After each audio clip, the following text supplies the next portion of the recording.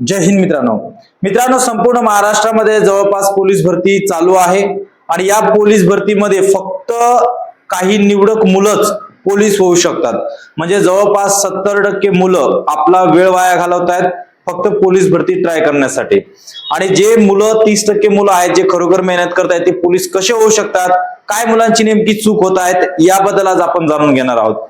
बघा, संपूर्ण महाराष्ट्रामध्ये जवळपास 16,000 प्लस पदांची पोलीस भरती निघालेली आहे आणि आताचा जो काळ आहे हा काळ सोशल मीडियाचा आहे।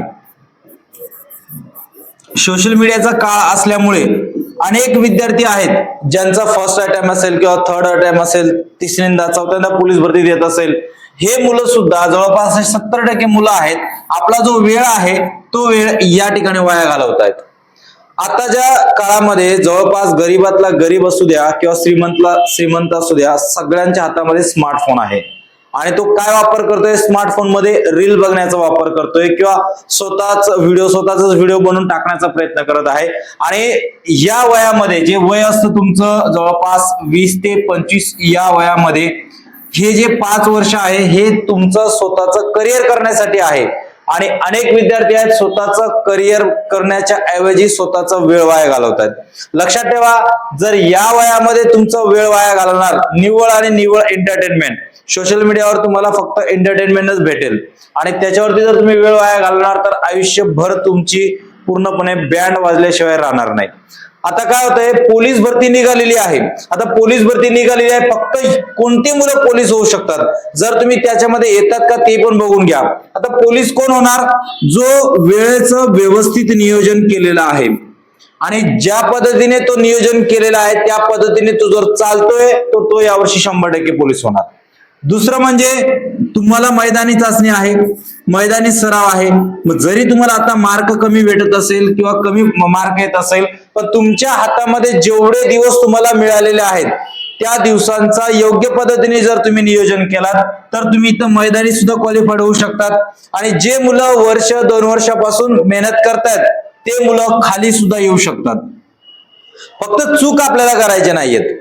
मी माझ्या प्रत्येक व्हिडिओमध्ये मुलांना हेच सांगत असतो, मुलांनो स्वतःची चूक स्वतः ओळखा, स्वतःची चूक स्वतः शोधा तरच तुम्ही लाईफ मध्ये यशस्वी होऊ शकतात। जर तुम्ही स्वतःच सोडून दुसऱ्यावरती बोट ठेवत बसलात, ते तसंच आहे, ते नाही करत मी काय करू, तो नाही करत मी काय करू, तर मग तुमच्याकडून काहीच होणार नाही। सर्वात आधी काम करायचंय स्वतःवरती, स्वतःची चूक शोधायची आणि त्याच्यावरती काम करायचंय। आता बघा, वेळेचं नियोजन हा महत्वाचा विषय आजचा आणि सर्वात महत्वाचं तुम्हाला सर्वांची एक ओढ लागते, सर मैदानी चाचणी कधी होईल। बघा, तुम्हाला अगोदरच सांगून ठेवतो, मैदानी चाचणीबद्दल मी कालच्या परवाच्या व्हिडिओमध्ये सुद्धा सांगितलं की बाबांनो फेब्रुवारी मध्ये तर तुमचं फिक्स मैदानी सराव सुरू होऊन जातील, मैदानी परीक्षा सुरू होऊन जाणार आहे। 16 जानेवारी पर्यंत तुमचं निवडणुका आहेत, म्हणजे जानेवारी महिना पूर्ण निवडणुकांमध्ये जाणार, त्याच्यानंतर ग्राउंडला सुरुवात होणार। ठीक आहे, आता आपला वेळेचं नियोजन, तुमच्याकडे जो वेळ भेटलेला आहे, तुमच्याकडे जो वेळ आहे त्या वेळेचं योग्य नियोजन करणं खूप गरजेचं आहे। आता तुम्ही मैदानी सराव तर खूप करतायत, मैदानी सराव सकाळी रोज जातायत, पळतायत, रनिंग करतायत, गोळाफेकची प्रॅक्टिस करतायत, 100 मीटरची प्रॅक्टिस करतायत, सोबत तुम्ही अभ्यास करत आहात का? बरं, अभ्यास करतायत तर कशा पद्धतीने करतायत, आता नेमकं कशा पद्धतीने आपल्याला अभ्यास करायला पाहिजे हे पण महत्वाचा भाग आहे। तर बघा, आज आपण बोलणार आहोत अभ्यासाविषयी। मैदानी सराव तुम्ही करतायत आणि केलं पाहिजे याविषयी मी वारंवार सांगितलेलं आहे, पण आज आपण अभ्यासाविषयी बोलणार आहोत। कसं नियोजन केलं पाहिजे वेळेचं, बघा, एक तर तुम्ही स्वतःला टार्गेट द्या की मला 10 प्रश्नपत्रिका सोडवायच्या आहेत। 10 दिवस नको, पण एक 5 दिवसामध्ये मी 10 प्रश्नपत्रिका सोडवणार। ठीक आहे, पुढच्या 5 दिवसामध्ये आणखी 10 प्रश्नपत्रिका सोडवणार, म्हणजे तुम्ही दिवसाला किती प्रश्नपत्रिका सोडवणार, 2 प्रश्नपत्रिका सोडवणार। 30 दिवसांमध्ये तुमची प्रश्नपत्रिका होतात जवळपास, जरी दिवसाला 2 पकडले तर तुमचे 30 दिवसांमध्ये जवळपास 60 प्रश्नपत्रिका सोडून होतात।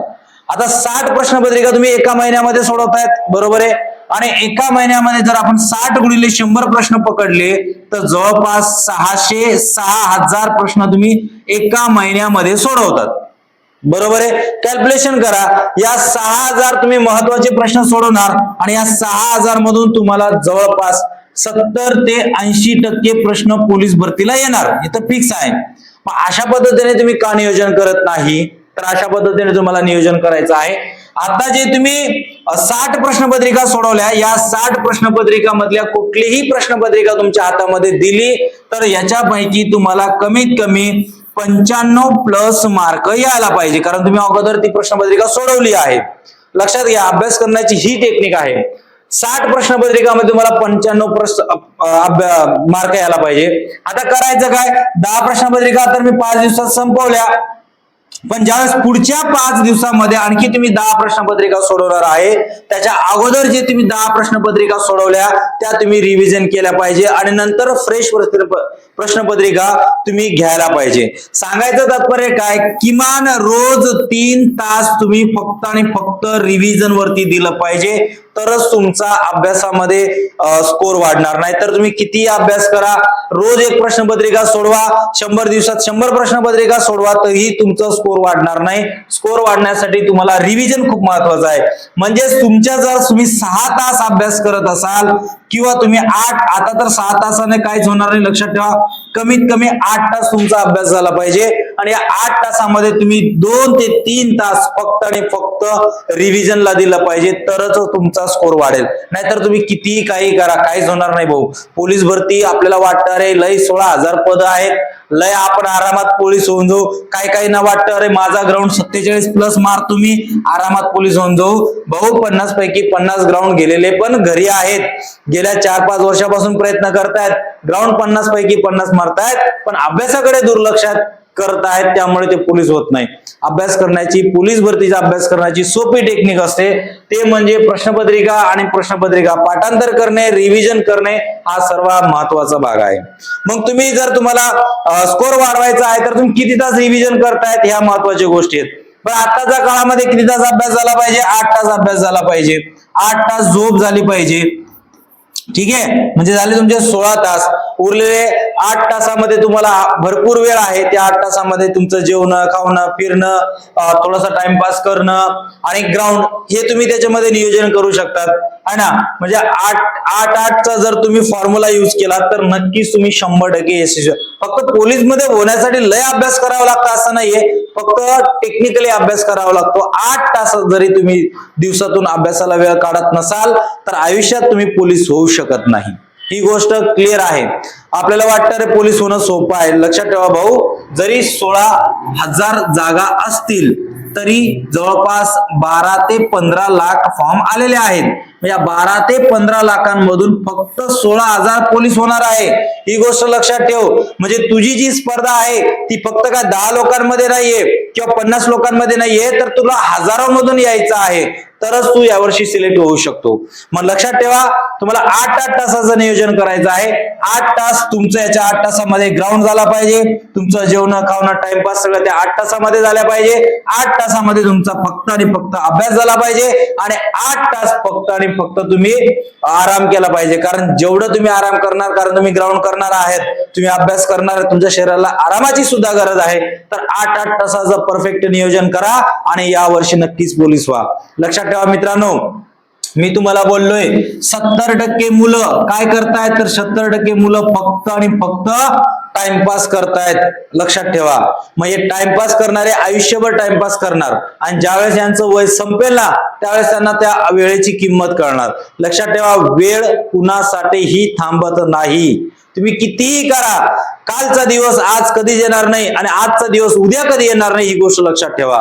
म्हणून जे काय आहे ते आज आहे आणि हेच तुम्हाला वेळ आहे आणि हेच तुमच्याजवळ 2-4 महिने आहेत, ज्या 2-4 महिन्यामध्ये तुम्ही स्वतःला यशस्वी करू शकतात. अन्यथा बस, मग तुम्हाला सांगतो, ज्यावेळेस तुमचं 30 पार होऊन जाईल ना त्यावेळेस तुम्हाला त्या गेलेल्या वेळेची किंमत एवढे आठवेल आणि तुम्ही, खरंच सांगतोय, 30 पार झाल्यानंतर जर तुम्ही काहीच केलं नाही आयुष्यामध्ये तर आयुष्यभर तुम्हाला रडत रडत जगावं लागेल. आणि जर तुम्हाला रडत रडत जगायचं नसेल तर या 8 तासाचं आता व्यवस्थित नियोजन करा आणि येणाऱ्या पोलीस भरतीमध्ये नक्कीच यशस्वी व्हा.